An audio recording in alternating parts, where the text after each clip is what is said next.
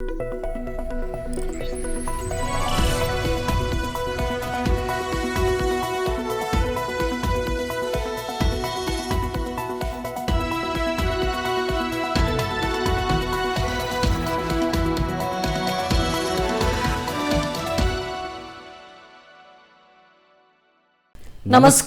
Mountain समाचारमा स्वागत छ। म भवानी अधिकारी र म खगेन्द्र विष्ट। सुरुमा अहिलेसम्मका मुख्य समाचार।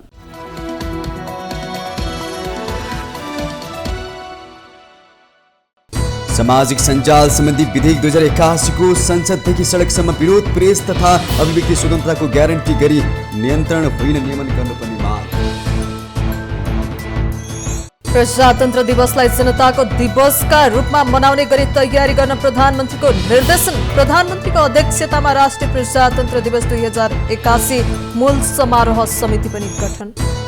सरकारले ल्याएको अध्यादेशप्रति जसपा नेपाल सकारात्मक। सरकारमा जाने मनसाय नरहेको र कुनै मन्त्रालय नचाहेको स्पष्ट। सरकारले संसदको कार्यसूचीमा राख्ने बित्तिकै निर्णय लिने। जलवायु परिवर्तनबाट उत्पन्न चुनौतीको सामना गर्न सहकार्य आवश्यक रहेको सभामुख घिमिरेको भनाई। जलवायु मैत्री लगानी बढाउन वन मन्त्रीको आह्वान। भूमिहीन दलित सुकुम्बासीहरूलाई जग्गा दिने कुराले कसैको अधिकार नखोसिने भूमि मन्त्री अधिकारीको भनाई। अध्यादेशको विरोध गर्नेहरूलाई एकपटक अध्यादेश अध्ययन गर्न आग्रह। श्रीलङ्कालाई चीनले अझै गहिरो ऋण जालमा पार्ने संकेत। चिनिया लगानीका असफल परियोजना हो नै श्रीलङ्काको आर्थिक संकटको मुख्य कारण। र नेपाली राष्ट्रिय टोलीका 3 मुख्य खेलाडीले इन्टरनेसनल वुमेन्स च्याम्पियनसिप गुमाउने। नेपालले घरेलु मैदानमा फागुन 4 गतेदेखि प्रतियोगिता खेल्दै।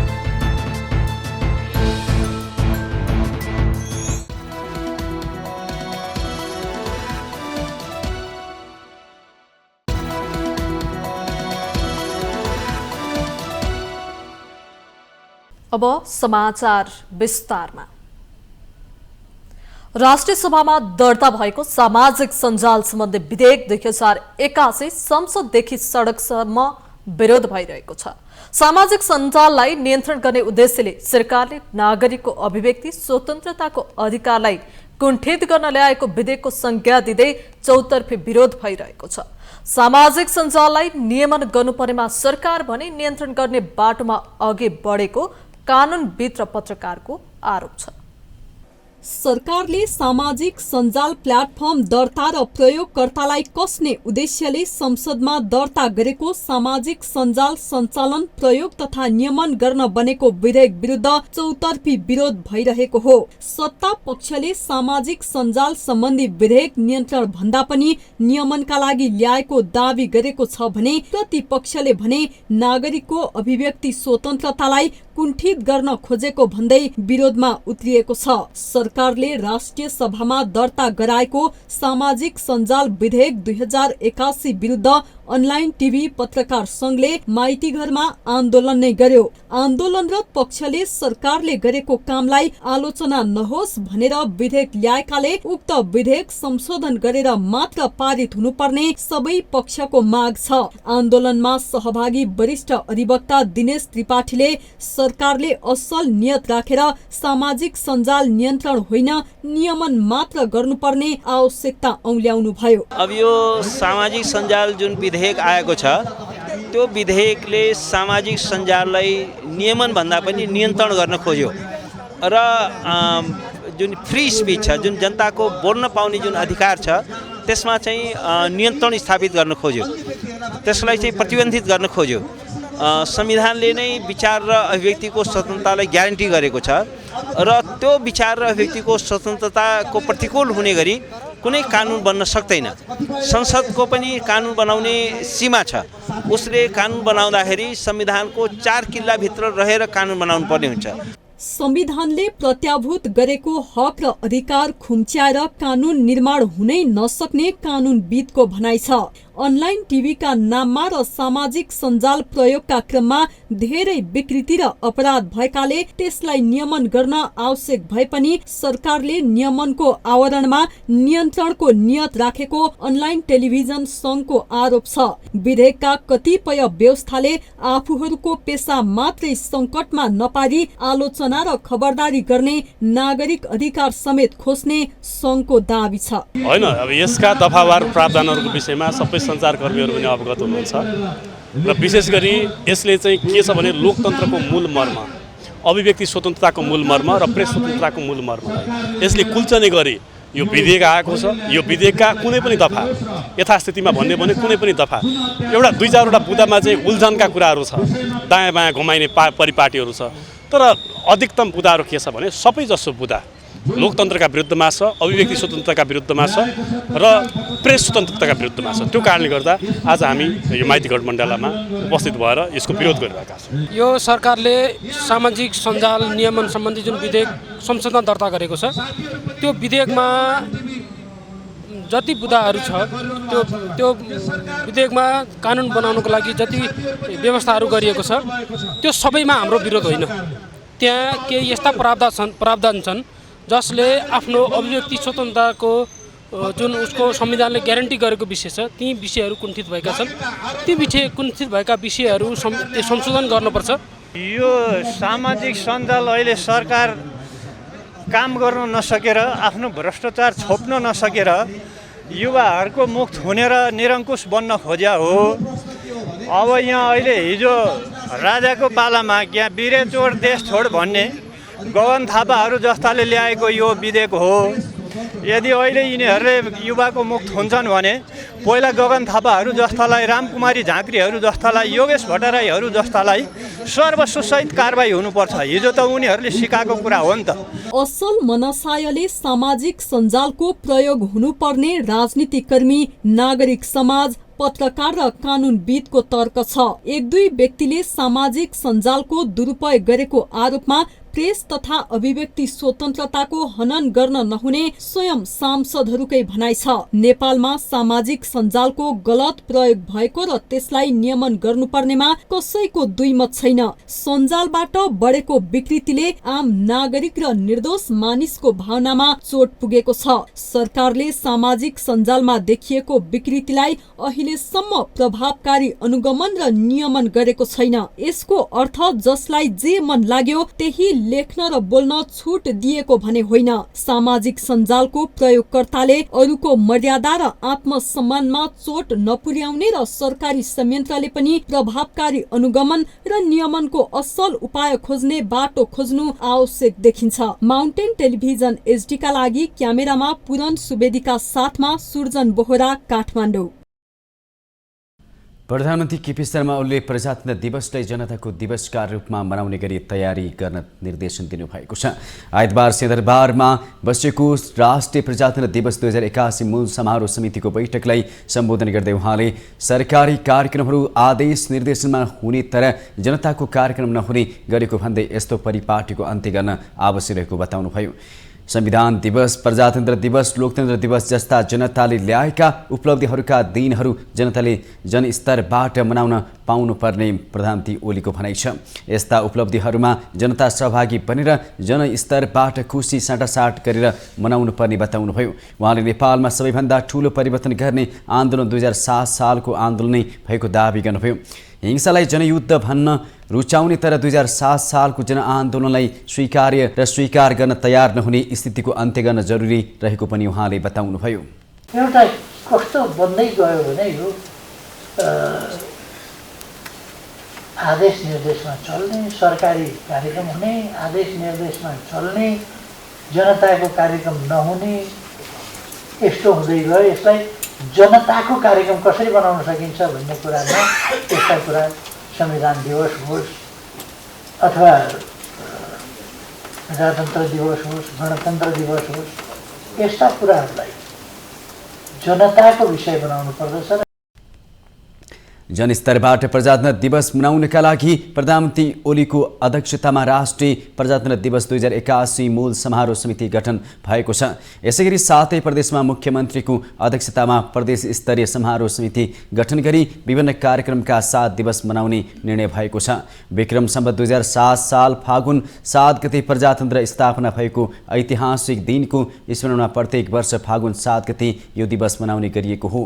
यस वर्ष फागुन 6, 7 र 8 गते 3 दिनसम्म नेपाल र विदेश स्थित नेपाली राजदूतावास, कूटनीतिक नियोग एवं वाणिज्य दूतावासहरूमा समेत दीपावली गर्ने तथा फागुन 7 गते नेपाली सैनिक मञ्च टुँडेखेलमा मूल कार्यक्रम आयोजना हुनेछ। संसदमा सहभागी राजनैतिक दलहरूसँगको सहमतिबाट विधायन सम्बन्धमा व्यवस्था गर्न बनेको विधेयक अघि बढाउन सभामुख देवराज घिमिरेले आग्रह गर्नुभएको छ। आइतबार सिंहदरबारमा बसेको प्रमुख सचेतकहरूसँगको बैठकमा सभामुख घिमिरेले विधायन सम्बन्धमा व्यवस्था गर्न बनेको विधेयक सहमतिका साथ अगाडि बढाउन प्रमुख सचेतकहरूसँग आग्रह गर्नुभएको हो। बैठकपछि नेकपा एमालेका प्रमुख सचेतक महेश बर्तौलाले बैठकमा विधायनसँग सम्बन्धित विधेयकका केही विषयहरू बाँकी रहेकाले छलफल भएको बताउनुभयो। उहाँले समितिले सर्वसहमतिबाट पारित गरी संसदमा लगेको र त्यसलाई अझ समृद्ध बनाउन सरकारले केही हेरफेर गरेको विषयलाई लिएर बैठक बसेको जानकारी नियमावली बनाउने अधिकारका सन्दर्भमा विधायन समितिले केही परिमार्जन गर्नुपर्ने विषयहरू रहे। जुन कुरा संसदको समितिले एउटा लिएर आएको थियो, सर्वसम्मति पारित गरेको थियो, सरकारको तर्फबाट त्यसलाई थोरै मोडिफाई गर्न पर्ने भन्ने कुरा संसदका मान्य सदस्यहरूले विषय उठाउनु भयो। त्यो विषय चाहिँ के थियो? विशेष गरी भने सरकारले अहिले विशेष गरी मन्त्री परिषदको कार्य सम्पादन नियमावली मार्फत सबै चाहिँ कामहरू विशेष गरी नियमावलीसँग सम्बन्धित विभिन्न निर्देशिकाहरूसँग सम्बन्धित विषयहरू क्याबिनेटमा जाने, मन्त्री स्तरबाट गर्नुपर्ने निर्णयहरू पनि क्याबिनेटबाट गर्नुपर्ने भनेर जाने कारणले गर्दा धेरै लामो समयसम्म बिजनेस चाहिँ कतिपय कामहरू चाहिँ मन्त्री परिषदले गरेर अड्किने अवस्था भयो। नेकपा माओवादी केन्द्रका प्रमुख सचेतक हितराज पाण्डेले विधायन सम्बन्धमा व्यवस्था गर्न बनेको विधेयकमा समितिबाट 6 बुँदा सहमति भएको तर सरकारले 3वटा बुँदा बनाएर ल्याएकोमा आफूहरूको असहमति रहेको बताउनुभयो। उहाँले सरकारले संसदको अभ्यास विधि र प्रक्रियालाई मिचेर विधेयक ल्याएको आरोप लगाउनुभयो। विधेयकमा पहिला समितिले पास गरेर पठाएकोमा 6वटा बुँदा रहेको तर अहिले सरकारले घटाएर 3वटा बनाएको बताउनुभयो।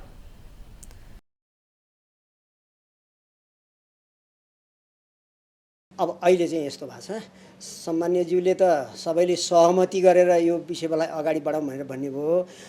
पहिलेको चाहिँ समितिले पास गरेर पठाएकोमा 6वटा बुँदा थियो, सरकारले अहिले चाहिँ त्यो 6वटालाई घटाएर 3टा बनाएर ल्याएको छ। त्यस कारणले त्यो 6वटालाई 3टा बनाएको कुरो चाहिँ हामीलाई सहमति छैन भन्ने कुरा हामीले राख्यौँ। अब बाँकी रहेको कुरा त प्रक्रियामा लैजाने भन्नुभएको छ सम्मान्यज्यूले। अब प्रक्रियामा अरू के हुन्छ, हामीले के माग गरेका छौँ भने हामीले आफ्नो विषयवस्तु संसदमा राख्न पाउनुपर्छ भन्ने माग गरेका छौँ। प्रमुख सचेतक पाण्डेले विधेयकबारे संसदमा आफ्ना धारणा राख्न पाउनुपर्ने आफूहरूको माग रहेको बताउनुभयो। माघ 26 गतेको प्रतिनिधि सभा बैठकमा समितिबाट सर्वसहमतिले पारित गरिएको भन्दा सरकारले पेश गरेको विधेयक फरक रहेको भन्दै सांसदहरूले आफ्नो धारणा राख्ने क्रममै विधेयकबारे टुङ्गो नलगाई बैठक स्थगित गरिएको थियो। जनता समाजवादी पार्टी नेपालका अध्यक्ष उपेन्द्र यादवले सरकारले ल्याएको अध्यादेशप्रति सकारात्मक रहेको बताउनु भएको छ।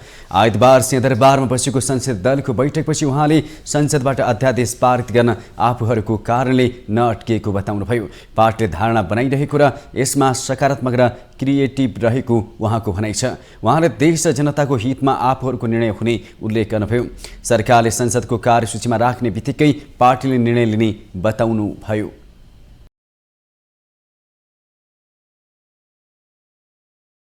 हामीले कहाँ अड्काएको छ त? सरकारले कार्यसूचीबाट आफै फिर्ता लिन्छ, हामीले अड्कायो कसरी भयो? हामी धारणा बनाउँदैछौँ र हाम्रो एकदम सोच सकारात्मक छ, क्रिएटिभ रूपले हामी सोच्दैछौँ, देश र जनताका हितमा हामी अगाडि बढ्छौँ र सरकारले कार्यसूचीमा राख्ने बित्तिकै हाम्रो निर्णय हुन्छ। होइन, कार्यसूचीमा अहिले निर्णय के, कार्यसूचीमा राख्ने बित्तिकै जुन बेला निर्णय काम लाग्छ त्यति बेला न गर्ने हो, निर्णय हुन्छ हाम्रो। अध्यक्ष यादवले अहिले सरकारमा जाने अवस्थामा आफूहरू नरहेको र कुनै मन्त्रणा नचाहेको पनि स्पष्ट पार्नुभयो। माउन्टेन समाचारमा पालो भएको छ विश्रामको।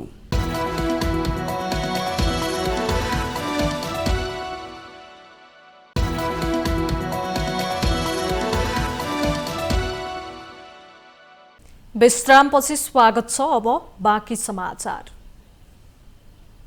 सभामुख देवराज घिमिरेले बढ्दो कार्बन उत्सर्जनका कारण पृथ्वीको तापक्रमले नेपाललाई गम्भीर रूपमा प्रभावित बनाएको बताउनु भएको छ। आइतबार काठमाडौँमा आयोजित एक कार्यक्रमलाई सम्बोधन गर्दै उहाँले नेपालले आफैले नगरेको अपराधको सजाय अहिले भोगिरहेको बताउनु भयो। उहाँले विश्वका समृद्ध तथा औद्योगिक राष्ट्रहरूले अत्याधिक मात्रामा उत्सर्जन गरेको कार्बनको प्रत्यक्ष असर नेपालको प्राकृतिक सम्पदामा परेको उल्लेख गर्नुभयो। हिमाली क्षेत्रमा हिउँको मात्रा घट्दै जानु प्राकृतिक चक्रमा गम्भीर असर परिरहेको संकेत भएको सभामुख घिमिरेको भनाइ छ। नवीकरणीय ऊर्जाको प्रवर्धन, वातावरणीय कानून निर्माण तथा हरित बजेट परियोजनाका कार्यहरू संसद मार्फत अघि बढिरहेको सभामुख घिमिरेले बताउनुभयो। उहाँले वृक्षारोपण गर्दा वर्षक फलफूलका बिरुवाहरू रोप्न प्राथमिकता दिन आग्रह गर्नुभयो। उहाँले जलवायु परिवर्तनका कारण उत्पन्न चुनौतीहरूको सामना गर्न सरकार, निजी क्षेत्र, नागरिक समाज तथा अन्तर्राष्ट्रिय साझेदारहरूको सहकार्य अपरिहार्य रहेको बताउनुभयो। यसले पानीका मुहानहरू सुकाउने र मानिस तथा जनावरहरूको जीवनयापनमा कठिनाई सिर्जना गर्ने काम गरिरहेको छ। जलवायु परिवर्तनका कारण उत्पन्न चुनौतीहरूका सामना गर्न सरकार, निजी क्षेत्र, नागरिक समाज तथा अन्तर्राष्ट्रिय साझेदारहरूको सहकार्य अपरिहार्य छ। विशेष गरी जीवनयापन सङ्कट भोगिरहेका समुदायलाई सहयोग पुर्याउने तथा वातावरणीय क्षति न्यून गर्नका लागि योजनाबद्ध प्रयास गर्नु आवश्यक छ। कार्यक्रममा वन तथा वातावरण मन्त्री ऐन बहादुर शाही ठकुरीले जलवायु मैत्री लगानी वृद्धि गर्न सरकारले विभिन्न कदम चालिरहेको बताउनु भयो। उहाँले नेपाललाई जलवायु परिवर्तनको माध्यमबाट र जलवायु परिवर्तनको प्रभावबाट जोगाउन प्रभावकारी उपायहरू मध्ये पुनः उत्पादक बागवानी एक महत्त्वपूर्ण उपाय भएको बताउनु भयो। मन्त्री ठकुरीले किसानका लागि जलवायु सम्बन्धी कोषहरू, सहुलियतपूर्ण ऋण तथा प्रोत्साहनमा आधारित प्रणालीको प्रवर्धन गर्नुपर्नेमा जोड दिनुभयो। यस परियोजनाको प्रमुख आधार दिगो कृषि वन प्रणाली रहेको र जुन हाम्रो राष्ट्रिय जलवायु कार्ययोजना तथा जैविक विविधता संरक्षण रणनीतिसँग मेल खान्छ। हामीले कृषि वन प्रणालीलाई नेपालको दिगो भूमि व्यवस्थापन रणनीतिको अभिन्न अङ्ग बनाउने र सुनिश्चित गर्नु आवश्यक छ। साथै स्थानीय समुदाय, सहकारी संस्था तथा निजी क्षेत्रका साझेदारहरूसँग मिलेर आर्थिक समृद्धि र वातावरण सन्तुलन बीचको सम्बन्धलाई सुदृढ पार्ने योजनाहरू कार्यान्वयन गर्न आवश्यक छ। मन्त्री ठकुरीले कृषि वन प्रणालीलाई नेपालको दिगो भूमि व्यवस्थापन रणनीतिको अभिन्न अङ्ग बनाउने र सुनिश्चित गर्नुपर्ने आवश्यकता रहेको उल्लेख गर्नुभयो। स्थानीय समुदाय, सहकारी संस्था, निजी क्षेत्रसँग मिलेर आर्थिक समृद्धि र वातावरण सन्तुलन बीचको सम्बन्धलाई सुदृढ पार्ने योजना कार्यान्वयन गर्न पनि आवश्यक रहेको बताउनुभयो। यद्यपि पुनः उत्पादक बागवानीको दीर्घकालीन विस्तारका लागि वित्तीय स्रोतको अभाव एक प्रमुख चुनौतीका रूपमा रहेको बताउनुभयो। नेपाल समाजवादी पार्टी नयाँ शक्तिका अध्यक्ष एवं पूर्व प्रधानमन्त्री डाक्टर बाबुराम भट्टराईले राजनीति समाजका समस्या समाधान गर्ने साधन भएको बताउनु भएको छ। पार्टीको प्रथम राष्ट्रिय महाधिवेशनलाई सम्बोधन गर्दै उहाँले बेइमान र ठगहरूको विविगी भएको समाजमा सोझा, इमानदार र सरल ढङ्गले अघि बढ्न नसक्ने अवस्था रहेको बताउनुभयो। उहाँले राजनीति भनेको ठिक र बेठिक बीचको निरन्तर द्वन्द्व भएको उल्लेख गर्नुभयो। यस्तै राष्ट्रिय स्वतन्त्र पार्टी राष्ट्रसभाका कार्यवाहक सभापति डोलप्रसाद अर्यालले राजनीतिक दलहरूमा युवाहरूको सहभागिता नबढेसम्म राजनीति सत्ताको खेलमा मात्रै सीमित हुने बताउनुभयो। उहाँले वर्तमान सरकार जति बलियो छ त्यतिकै बलियो आशंका र व्यथिति देखिएको टिप्पणी गर्नुभयो। जबसम्म राजनीतिक दलहरूमा युवाहरूको सहभागिता बढाउँदैनौँ, नयाँ सोच र नवीन दृष्टिकोणलाई प्रोत्साहन गरिँदैन, तबसम्म राजनीति सत्ताको खेलमै सीमित रहन्छ। जनताको वास्तविक हितमा काम गर्न सकिँदैन। ट्रान्सफर्मेटिभ राजनीतिका लागि मूल्य मान्यता, पारदर्शिता र जिम्मेवारी सहितको नेतृत्व अपरिहार्य छ। जनमत पार्टीका अध्यक्ष डाक्टर चन्द्रकान्त राउतले तत्काल प्रधानमन्त्री मन्त्री बन्नका लागि आफूहरू राजनीतिमा नलागेको स्पष्ट पार्नुभयो। उहाँले नयाँ पार्टी खोलेको केही समयमै नतिजा खोज्नु गलत रहेको भन्दै देशलाई विकास र निकास दिनु आफू राजनीतिमा आएको बताउनुभयो। हामी एउटा नयाँ विचारलाई हुर्काउन लागेका छौँ र नयाँ विचारलाई हुर्काउन लाग्दाखेरि ठुलो धैर्यताको आवश्यकता पर्छ। कुनै पनि भनौँ एउटा बोट्ने बिरुवाले रोप्नुहुन्छ, आँपकै बिरुवा रोप्नुहुन्छ, आँपको बिरुवा रोपेकै 6 महिनामा त फल्न थाल्दैन नि। त्यो रोपेपछि 2 वर्ष 4 वर्ष 5 वर्ष स्याहार सुसार गर्नुपर्छ, बोट ठुलो हुन्छ अनि बल्ल लटरमा आफू फल्छन् त्यसमा। तर हामी चाहिँ यहाँ राजनीति गरेको, नयाँ पार्टी खोलेको, नयाँ पार्टी स्थापना गरेको 1 वर्ष 2 वर्ष हुन पाएको हुँदैन, प्रथम महाधिवेशन बल्ल हुँदैछ। तर हामी के आशा गर्छौँ भन्दाखेरि यसले तुरुन्तै देशलाई निकास दिन सकेको। नागरिक उन्मुक्ति पार्टीका संरक्षक रेशमलाल चौधरीले मुलुकमा 2 दलीय व्यवस्था सुरु गरेर एकात्मक शासन व्यवस्था सुरुवात गर्ने प्रयास भइरहेको टिप्पणी गर्नुभयो। उहाँले मुलुकमा एकात्मक शासन व्यवस्था लागू गर्ने प्रपञ्च रचिएको उल्लेख गर्दै उक्त जालो च्यात्न जरुरी रहेको बताउनुभयो। साँच्चीकै एकात्मक शासनको सुरुवात गर्ने प्रयत्न हुँदैछ, यो जालो च्यात्नुपर्छ। डाक्टर साहब, हामी चल्यौँ, बस्तीमा हाम्रो आवाज चल्छ, तपाईँको विद्वता चल्छ, हाम्रो कर्म चल्छ, तर पनि सिंहदरबारभित्र हाम्रो हुङ्कार किन चल्दैन? अब चलाउनु पर्छ। विवेकशील साझा पार्टीकी अध्यक्ष समीक्षा बासकोटाले संविधान संशोधन गर्नुभन्दा पहिले राजनीतिक दल र नेताहरूको चरित्र संशोधन गर्नुपर्ने बताउनुभयो। उहाँले ठूला राजनीतिक दलहरूमा नेतृत्वले कति वर्ष काम गर्न पाउने भन्ने योजना नै नभएको उल्लेख गर्नुभयो। भइरहेका दलमा सबैभन्दा ठुला भ्रष्टाचारका फाइलहरू त्यहीँनेर छन्, सबैभन्दा बेफिती त्यही दलमा छ। हरेक नियुक्तिमा राजनैतिक भागबन्डा भइराखेको छ, हरेक पदका लागि राजनैतिक भागबन्डा भइराखेको छ। अनि हामी भन्छौँ पोलिटिकल क्यारेक्टर। Thank you. त्यस्तो पोलिटिकल क्यारेक्टर यदि हामी जस्तो वैकल्पिक राजनीति गर्न खोज्ने व्यक्तिहरूमा खोज्नु भएको भए हामीसित त्यस्तो क्यारेक्टर छैन। सरी, हामीसित हाम्रै सरल सिम्पल क्यारेक्टर छ जुन साधारण जनताको समस्या हल गर्ने किसिमको राजनीतिक चरित्र निर्माण गर्नुपर्ने अध्यक्ष बासकोटाको भनाइ छ। नेकपा एमालेका प्रमुख सचेतक महेश बर्तौलाले गत असोजमा मकवानपुरको कुलेखानी जलविद्युत केन्द्रको बाँधको ढोका खोल्दा भएको बाढीबाट भएको क्षतिको पुनःस्थापना गर्न सरकारसँग माग गर्नु भएको छ। आइतबार प्रतिनिधि सभाको बैठकको शून्य समयमा बोल्दै उहाँले यस्तो माग गर्नु भएको हो। गत असोज 11 र 12 गते परेको अविरल वर्षाको कारण कुलेखानी जलविद्युत केन्द्रको बाँध भरिएर फुट्ने डरले जानकारी समेत नदी 2वटै ढोका खोल्दा ठूलो धनजनको क्षति भएको थियो।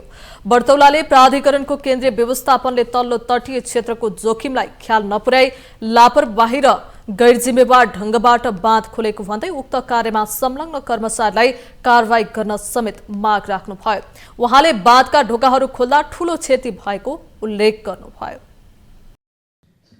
सामान्य सभा महोदय, गएको असोज 11 र 12 गते परेको अविरल वर्षाका कारण मकवानपुरको इन्द्रसरोवर गाउँपालिकामा रहेको कुलेखानी जलविद्युत आयोजनाको बाँधमा जम्मा भएको पानीलाई बाँध भरिन लागेपछि मात्रै विद्युत प्राधिकरणको केन्द्रीय व्यवस्थापनले तल्लो तटीय क्षेत्रको जोखिमलाई थोरै पनि ख्याल नपुर्याई असाध्यै लापरवाही र गैर जिम्मेवार ढङ्गबाट एकैपटक बाँधका ढोकाहरू खोल्दा सरोवरका हेबी, ठुलो चौर, गोलडार, ज्यामिरे, सिमले फाँट, सिस्नेरी बजार क्षेत्रका सडक, बस्ती, प्रहरी चौकी, सिँचाइ, खानेपानी लगायत ठुलो क्षति, विभिन्न संरचनाहरूमा ठुलो क्षति भएको छ। 6 जना बाल खेलाडीहरूको मृत्यु समेत भएको छ।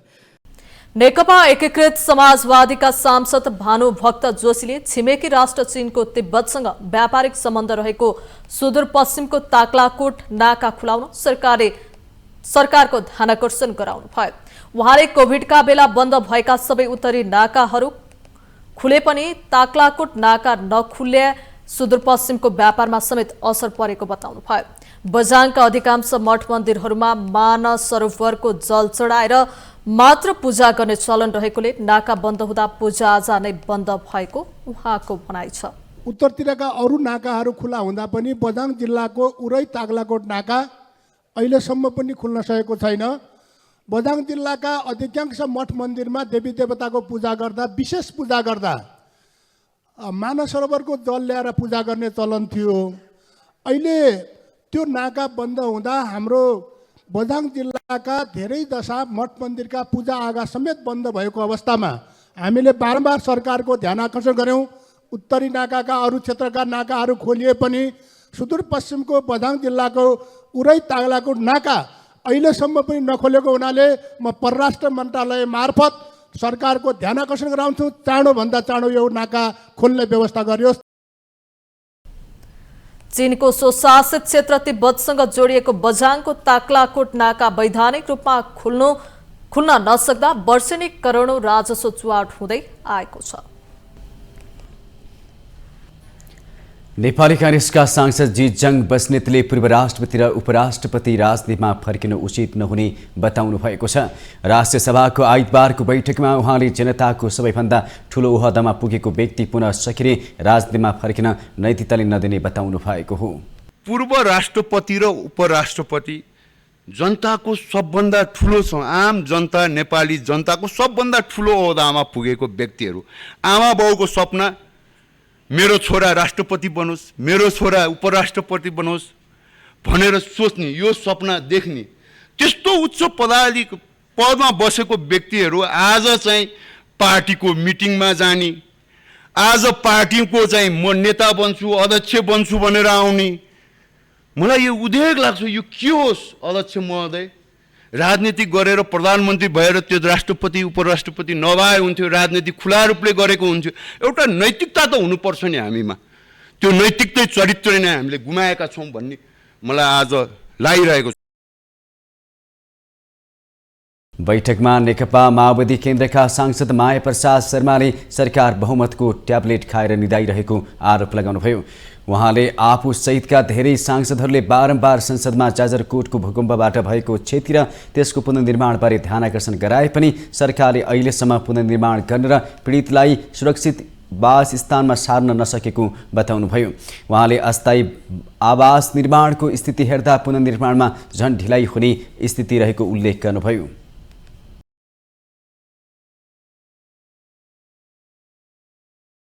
भूकम्पपछि हजारौं मानिसहरू बिचल्लीमा परिरहँदा र थप मानवीय क्षति भइरहँदा पनि हालसम्म सरकार पीडितलाई सुरक्षित वासस्थानमा सार्न गम्भीर देखिएको छैन।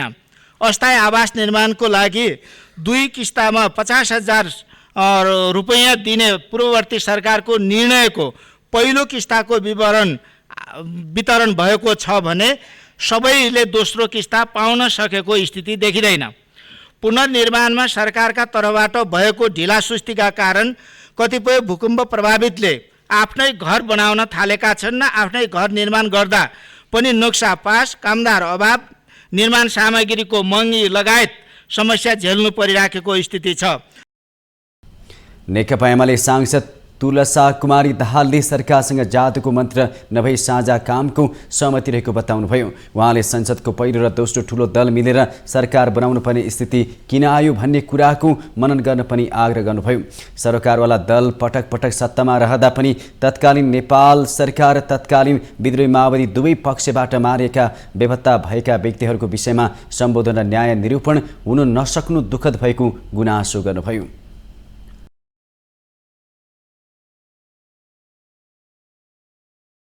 सङ्घीय लोकतान्त्रिक गणतन्त्रका विरुद्ध आवाजहरू सडकमा पोखिएका छन्।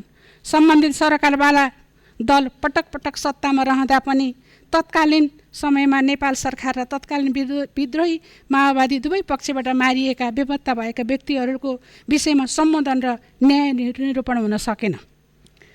बेपत्ता पारेको व्यक्तिको छानबिन तथा सत्य निरूपण मेलमिलमा आएको म्याद थप्न ऐन जारी गर्न यही सरकार पर्खिनु पर्यो। यो हामी सबैलाई जानकार भएकै विषय हो। बेपत्ता पारिएको व्यक्तिको छानबिन, सत्य निरूपण मेलमिलमा आयोग, तेस्रो संशोधन विधेयक पनि यही सरकार पर्खिनु पर्यो र कुर्नु पर्यो। र अहिले त ऐन बनिसकेको छ, आयोगको पदाधिकारीहरू चयन हुन बाँकी छ। यसतर्फ सरकारको ध्यान आकर्षण गराउन चाहन्छु। सांसद दाहालले स्वर्गद्वारी गुठीका पीडितहरूले उठाएका जायज मागहरूको सम्बोधन गर्न आग्रह समेत गर्नुभयो।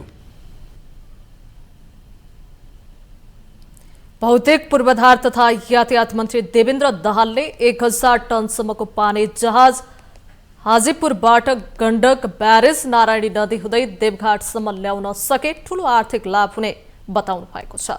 आइतबार पानी जहाज सञ्चालन तथा व्यवस्थापन विधेयक 2081 बारे छलफलमा सांसदहरूले उठाएका प्रश्नको जवाब दिँदै उहाँले कोलकाताबाट 1000 टनसम्मको पानी जहाज हाजीपुरबाट गण्डक ब्यारेज नारायणी नदी हुँदै देवघाटसम्म पुर्याउन प्राविधिक रूपमा सम्भाव्यता देखिएको बताउनुभयो। उहाँले गर्न सके नेपाललाई नै ठूलो आर्थिक लाभ हुने र जल यातायातको क्षेत्रमा एउटा कोसी ढुङ्गा साबित हुने दावी गर्नुभयो। उहाँले सोही प्रकृतिका पानी जहाजहरू कोशी र कर्णालीबाट समेत नेपाल भित्राउन सक्ने बताउनुभयो।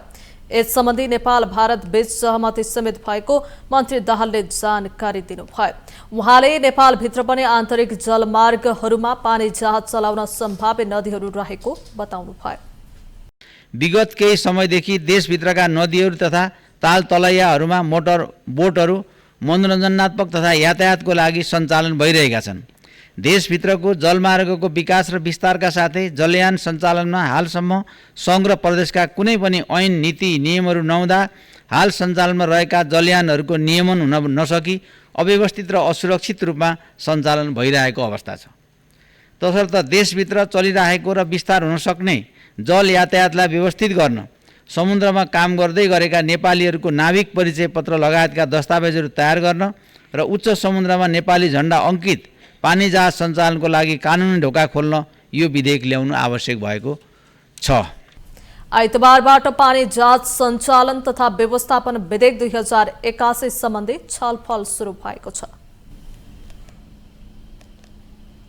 भूमि व्यवस्था सहकारी तथा गरिबी निवारण मन्त्री बलराम अधिकारीले अन्तिम आयोग बनाएर देशभर भूमिहीन दलित सुकुम्बासीहरूले जग्गा दिने कुराले कसैको अधिकार नखोसिने बताउनु भएको छ। जनकपुरमा सञ्चारकर्मीहरूसँग कुरा गर्दै उहाँले भूमि सम्बन्धी अध्यादेशको बारेमा विरोध गर्नेहरूलाई एकपटक अध्यादेश अध्ययन गर्न पनि आग्रह गर्नुभयो। उहाँले भूमिहीन दलित सुकुम्बासीलाई संविधानले गरेको बासको ग्यारेन्टीलाई पूरा गर्नका लागि अध्यादेश ल्याइएको बताउनुभयो। उहाँले विगतका सरकारले गर्न नसकेको काम अहिले सरकारले गरिरहेको दावी समेत गर्नुभयो। हामी कहाँ यो नेपालमा बस्ती विकास भएदेखिको बस्तीहरू छन्, ती बस्ती पनि अहिलेसम्म दर्ता छैन, त्यो अहिलेसम्म फुक्या छैन। बाल बिटौरी भन्ने छ एउटा हाम्रो ऐनले फुकाउँदैन। उहाँहरूले बिचरा घर बनाएर 200-300 वर्ष भयो अहिलेसम्म आफ्नो नाममा पूर्जा पाउनु भएको छैन होइन। त्यो खै त विगतका सरकारहरूले खोजेको, सबै पार्टीहरू सरकारमा गएको थियो नि, अहिले हामीले खोजेका छौँ। ती जग्गा दिनलाई के अब यहाँ सर्वस्व हुने भयो, मधेसको अधिकार खोसिने भयो? ल भन्नुहोस्, मधेसीलाई नै दिने हो नि, अरू कसैलाई दिने हो र? बाल बिटौरी हामी फुकाउँदैछौँ, जिरायत फुकाउँदैछौँ। मन्त्री अधिकारीले मधेसबाट भूमिहीन सुकुम्बासीलाई दिने जग्गा मधेसीलाई नै दिने भएकाले त्यसको विरोध गर्न उचित नहुने उल्लेख गर्नुभयो। माउन्टेन समाचार पालो भएको छ विश्रामको।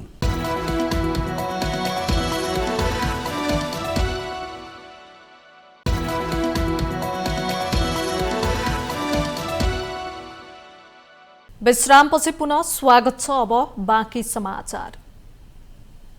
संसदीय समितिले आगलागी भएको खानेपानी मन्त्रालयको अनुगमन गरेको छ। आइतबार प्रतिनिधि सभा अन्तर्गतको पूर्वाधार विकास समितिले आगलागी भएको खानेपानी मन्त्रालय स्थित मन्त्री प्रदीप यादवको कार्यकक्षको अनुगमन गरेको हो।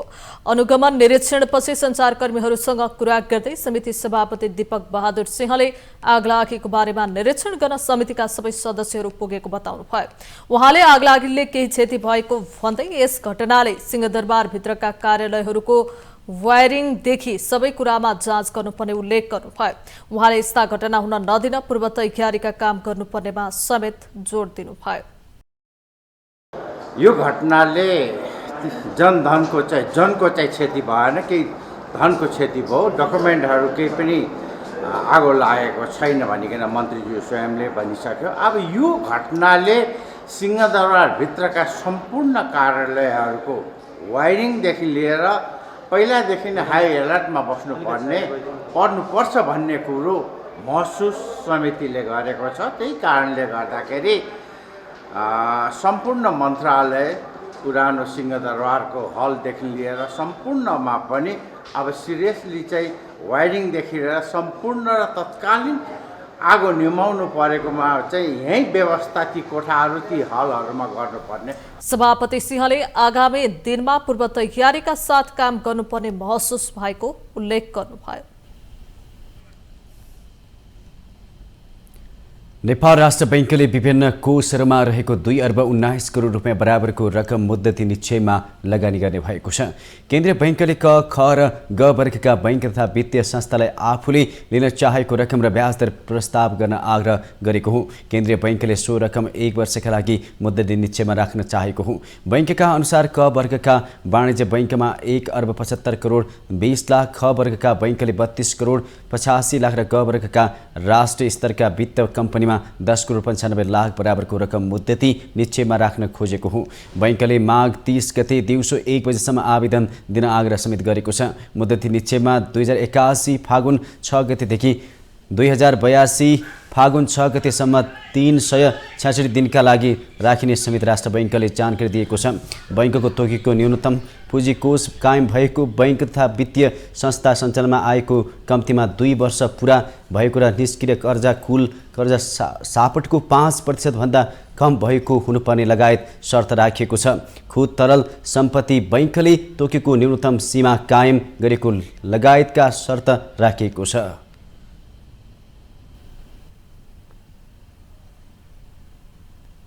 उत्पादन अभिवृद्धि, रोजगारी सिर्जना र उद्यमशीलता विकास गर्ने उद्देश्यले सञ्चालित सहुलियत कर्जामा ब्याज अनुदानको सीमा घटाउन लागि छ। हाल यो कार्यक्रम अन्तर्गत सरकारले महिला ऋणीलाई 6 र पुरुष ऋणीलाई 5% ब्याज अनुदान दिँदै आएको छ। अब उक्त सीमा करिब आधाले घटाउन लागि स्रोतले बताएको छ। अर्थ मन्त्रालयको निर्देशन अनुसार नेपाल राष्ट्र बैंकले सहुलियतपूर्ण कर्जाका लागि ब्याज अनुदान सम्बन्धी एकीकृत कार्यविधि संशोधन गरिरहेको छ। संशोधित कार्यविधिको मस्यौदा छिटो पेश गर्न अर्थ मन्त्रालयले राष्ट्र बैंकलाई ताकेता गरिरहेको स्रोतको भनाइ छ। उक्त कार्यविधि मन्त्री परिषदबाट स्वीकृत भएपछि कार्यान्वयनमा आउँछ। सरकारले ब्याज अनुदान बापत अझै करिब 13 अर्ब भुक्तानी दिन नसकेको, बैंकको ब्याज दर एकल अङ्कमा झारेको, कर्जाको सदुपयोगतामा प्रश्न उठेको लगायत कारण विद्यमान कार्यविधि परिमार्जन गर्न लागि अर्थ मन्त्रालयले स्वीकारेको छ। यसका लागि कार्यविधि संशोधन गरेर छिटो पेश गर्न राष्ट्र बैंकलाई ताकेता गरिरहेको अर्थ मन्त्रालयले जनाएको छ। सरकारले ब्याज अनुदानको कर्जा रोकेपछि बैंक तथा वित्तीय संस्थाले ब्याज अनुदानको सहुलियत कर्जा प्रवाह गरेका छैनन्।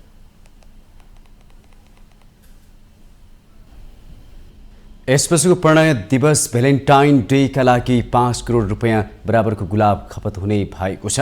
फ्लोरिकल्चर एसोसिएसन नेपालका अनुसार प्रत्येक वर्ष फेब्रुअरी 14मा मनाइने प्रणय दिवसमा 5 करोड 10 लाख रुपियाँ बराबरको 4,25,000 स्टिम गुलाब खपत हुने भएको हो। फ्लोरिकल्चर एसोसिएसनका अनुसार स्थानीय उत्पादनले माग धान्न नसक्दा प्रणय दिवस लक्षित छिमेकी मुलुक भारतबाट 75% गुलाब आयात हुने गरेको छ। बजारमा गुलाबको मूल्य न्यूनतम 90 रुपियाँदेखि 100 रुपियाँसम्म रहेको छ। मुलुकमा माग अनुसार उत्पादन नहुँदा वर्षेनी प्रणय दिवसमा ठूलो परिमाणमा गुलाब आयात हुने गर्छ। हरेक वर्ष गुलाबको माग 15देखि 20% बढ्दै गए पनि मुलुकमा पर्याप्त उत्पादन नहुँदा वर्षेनी आयात गर्नु परेको फ्लोरिकल्चर एसोसिएसनले जनाएको छ। एसोसिएसनका अनुसार प्रणय दिवसमा काठमाडौँ उपत्यकामा 2,55,000 स्टिम र 1,70,000 स्टिम गुलाब उपत्यका बाहिर खपत हुने गर्छ।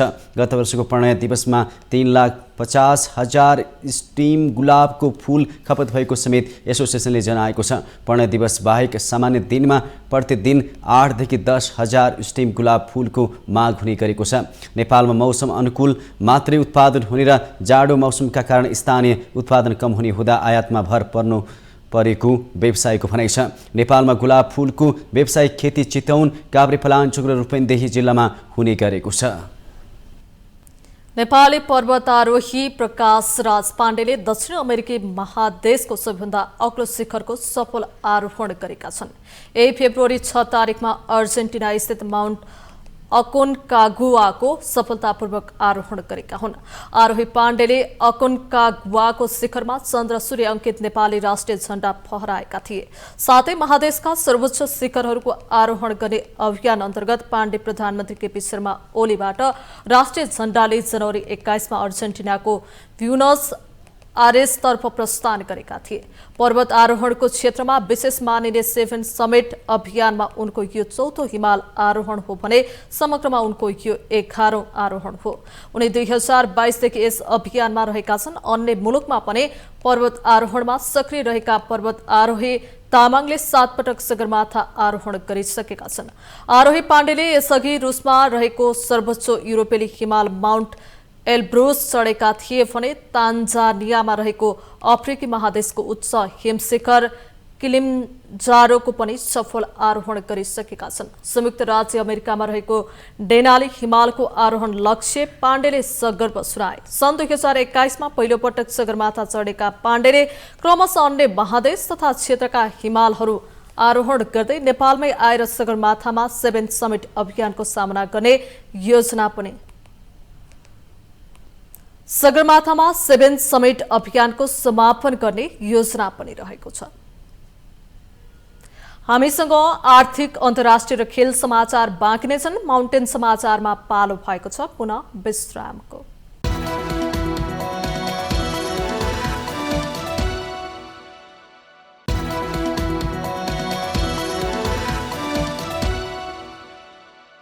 विश्रामपछि स्वागत छ पालो आर्थिक समाचारको। आर्थिक समाचारको साथमा NIC एशिया बैंक पनि साथी पनि राम्रो पनि हाम्रो पनि।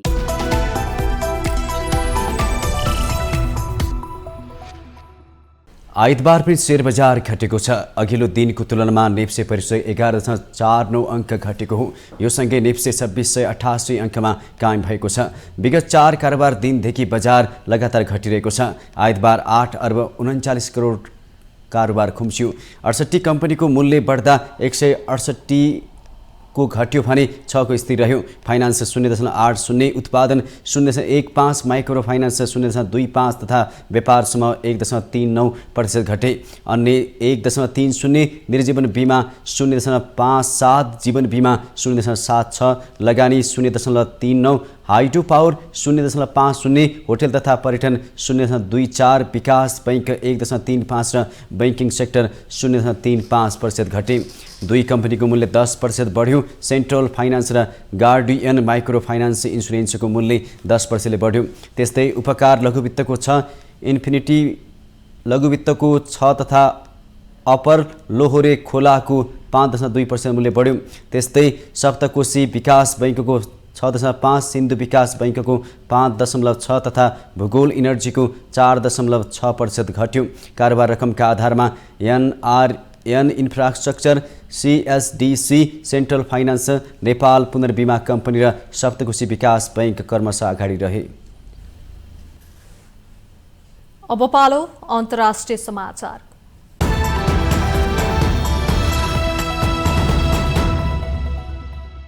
श्रीलङ्कालाई चीनले अझै गहिरो ऋण जालमा पार्ने संकेत देखिएको छ। जनवरी मध्यमा राष्ट्रपति अनुराग कुमार दिशानायकेको 4 दिने चीन भ्रमणले यसलाई थप स्पष्ट पारेको हो।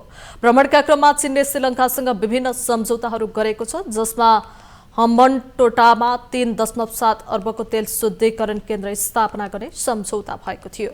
यो परियोजना चीनको विशाल लगानी कार्यक्रम belt and road initiative BRI अन्तर्गत अघि बढाइएको हो। तर यसअघि चीनकै लगानीमा रहेको ठूला परियोजनाहरू आर्थिक रूपमा असफल भइसकेका छन्। ती परियोजनाहरू नै श्रीलङ्काको 2022 र 23 को आर्थिक सङ्कटको मुख्य कारक बनेका थिए। चीनिया ऋणको भार श्रीलङ्काका लागि दिन प्रतिदिन बढ्दै गएको छ। अहिले श्रीलङ्काको कुल बाह्य ऋण 46.9 अर्ब अमेरिकी डलर पुगेको छ, जसको 52% हिस्सा चीनबाट लिएको ऋण हो। सन् देखि 2020 सम्म मात्रै चीनले श्रीलङ्कालाई करिब 12 अर्ब अमेरिकी डलर ऋण उच्च ब्याज दरमा प्रदान गरिसकेको छ। चीनको ऋणमा 4% ब्याज दर र 10 वर्ष छोटो भुक्तानी अवधि रहेकाले अन्य मुलुकहरूको तुलनामा अत्याधिक महँगो साबित भएको छ। 2022 मा श्रीलङ्काले गम्भीर विदेशी मुद्रा सङ्कटमा फसेर आधारभूत वस्तुहरूको आयात गर्न नसक्ने अवस्थामा पुगेपछि चीनसँग ऋण पुनर्संरचनाको लागि अनुरोध गरेको थियो। श्रीलङ्का अहिले विशाल विदेशी ऋणको चपेटामा फसेको अवस्थामा थप चिनिया लगानी स्वीकार गर्नु आर्थिक रूपमा जोखिमपूर्ण हुन सक्ने बताइएको छ। यदि श्रीलङ्काको अर्थतन्त्र फेरि पनि सङ्कटग्रस्त भयो भने हम्बनटोटा बन्दरगाह जस्तै अन्य महत्त्वपूर्ण सम्पत्तिहरू पनि चीनको नियन्त्रणमा जान सक्ने खतरा देखिएको छ। इजरायल र प्यालेस्टाइनी स्रोतहरूका अनुसार इजरायल र हमासले जारी गाजा युद्ध विराम सम्झौताको पहिलो चरण अन्तर्गत 5औं कैदी बन्धक आदान प्रदान पूरा गरेका छन्। इजरायली प्रधानमन्त्री बेन्जामिन नेतन्याहुको कार्यालयले सुरक्षा निकायहरूसँगको सहकार्यमा सरकारले रिहा गरिएका बन्धकहरू र उनीहरूका परिवारहरूलाई सहयोग गर्ने बताएको छ। आदान प्रदानको एक भागको रूपमा इजरायलले सहमति अनुसार 5औं कैदी बन्धक आदान प्रदान अन्तर्गत इजरायली जेलबाट 183 प्यालेस्टाइनी कैदीहरूलाई पनि मुक्त गरेको छ। प्यालेस्टाइनी कैदी क्लबका प्रमुख अब्दुल्लाह अल जाघारीका अनुसार आइसिआरसीको बसहरूबाट रिहा गरिएका कैदीहरूलाई स्थानान्तरण गरिएको हो। मुक्त गरिएका कैदीहरूमध्ये 42 जना वेस्ट बैंकका, 3 जना जेरुसलेमका र 27 जना गाजापट्टीका थिए। सबैले आजीवन कारावास वा लामो अवधिको कारावास भोगेका थिए। यसका साथै 2023 मा हमासको अचानक आक्रमणपछि गाजापट्टीमा 111 कैदीहरूलाई पक्राउ गरिएको थुनुवा मामिला आयोगले बताएको छ। गत जनवरी 19 देखि लागू हुने गरी संयुक्त राज्य अमेरिकाको सहयोगमा इजिप्ट र कतारले मध्यस्थता गरेको इजरायल र हमास बीचको युद्ध विराम सम्झौताको 42 दिने पहिलो चरणमा हमासले 33 बन्धकहरूलाई रिहा गर्ने प्रावधान राखेको छ। इजरायलले भने 100औं प्यालेस्टाइनी कैदीहरूलाई रिहा गर्ने बताइएको छ।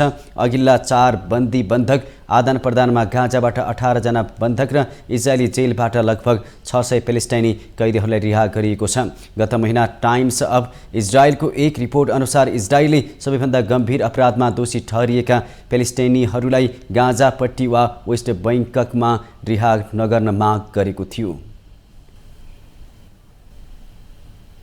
अब पालो खेल समाचारको।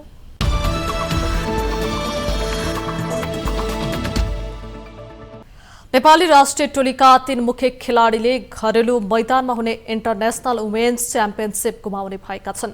नेपालले त्रिपुरेश्वर स्थित दशरथ रङ्गशालामा फागुन 4 गतेदेखि प्रतियोगिता खेल्दैछ। तर 3.5 महिनापछि अन्तर्राष्ट्रिय खेलमा फर्किएको नेपालले डिफेन्डर हिराकुमारी भुजेल, मिडफिल्डर दिपा शाही र फरवार्ड अमेशा कार्कीलाई गुमाउने भएको हो। मुख्य प्रशिक्षक राजेन्द्र तामाङका अनुसार हिरा र दिपा चोटमुक्त नभएको कारण टोलीमा हुने छैनन्। यस्तै अमिशाले भने व्यक्तिगत कारणले प्रतियोगिता गुमाउने बताइएको छ। यद्यपि को खेलाउने भन्ने टुङ्गो केही दिनमा लाग्नेछ। चाप महिला च्याम्पियनसिप 2024 अन्तर्गत कार्तिक 2 गते दशरथ रङ्गशालामा भुटान विरुद्ध भएको पहिलो खेलमा हिरा र दिपा घाइते भएका थिए। एमआरआई रिपोर्टमा हिरालाई एसीएल र एमसीएल इन्जुरी भएको पाइएको थियो भने दिपालाई एसीएल इन्जुरी भएको देखिएको थियो। त्यसपछि दुवैलाई कार्तिक 4 गते हस्पिटल भर्ना गरिएको थियो। दुवैको शल्यक्रिया कार्तिक 7 गते गरिएको थियो। दुवैजनालाई कार्तिक 21 गते डिस्चार्ज गरिएको भए पनि चोटबाट रिकभर हुन फिजियोथेरापी गराइरहेका छन्। यी दुई खेलाडीलाई प्रतिस्पर्धात्मक खेलमा फर्किन अझै 4 महिना भन्दा बढी समय लाग्ने बताइएको छ। अमिशा भने लेफ्टिनेन्टको प्रशिक्षणमा भक्तपुरमा छिन्। यसअघि पनि उनले यसैको तयारी गर्दै गर्दा एन्फा महिला लिगका केही खेल पनि गुमाएकी थिइन्। माउन्टेन समाचारमा पालो भएको छ पुनः विश्रामको।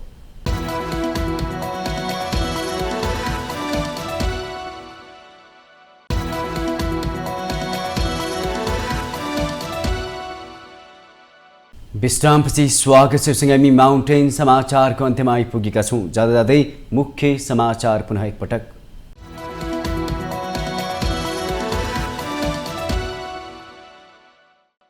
सामाजिक सञ्जाल सम्बन्धी विधेयक 2081 को संसददेखि सडकसम्म विरोध, प्रेस तथा अभिव्यक्ति स्वतन्त्रताको ग्यारेन्टी गरी नियन्त्रण होइन नियमन गर्नुपर्ने माग।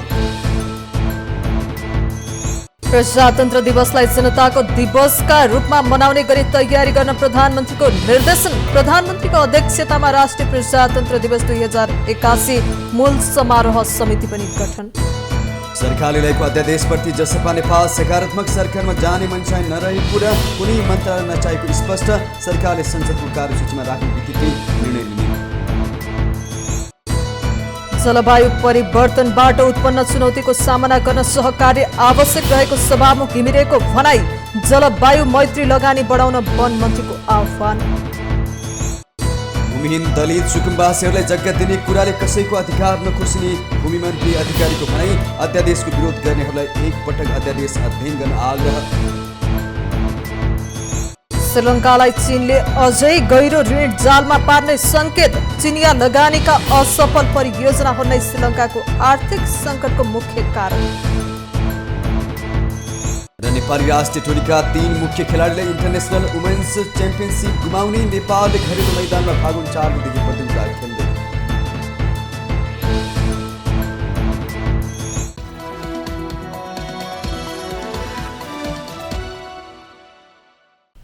माउन्टेन समाचार अहिलेलाई सकियो। सत्य, तथ्य र निष्पक्ष समाचारका लागि माउन्टेन टेलिभिजन HD हेर्दै रहनुहोला। नमस्कार।